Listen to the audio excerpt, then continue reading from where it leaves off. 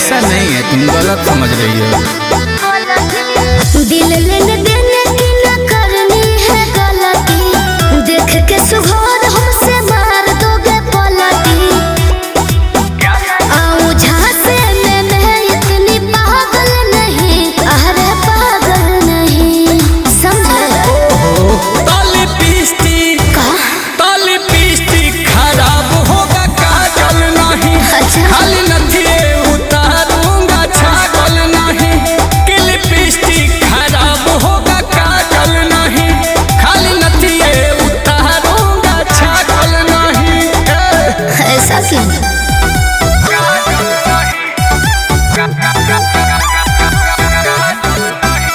Music by Arya Sharma.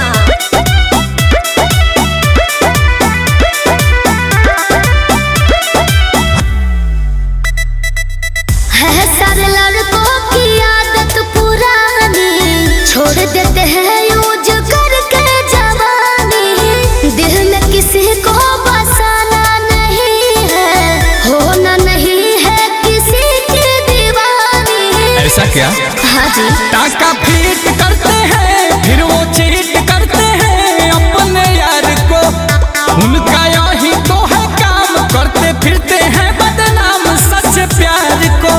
लिखी तो हरोली लहर पर टांगल नहीं, यार टांगल नहीं। अरे तुम ही लिख दो। ओहो ताली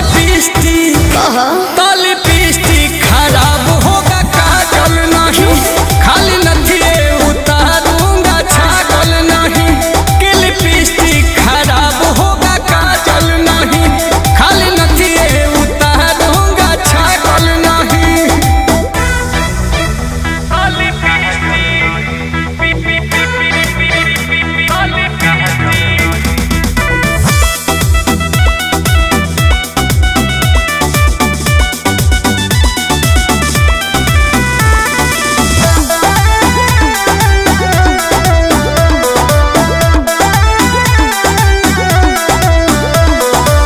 अच्छा है लड़की पटाने के फंदा, होना नहीं है मोहब्बत में अंधा।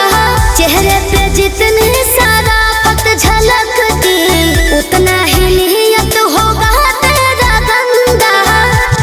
क्या आंसू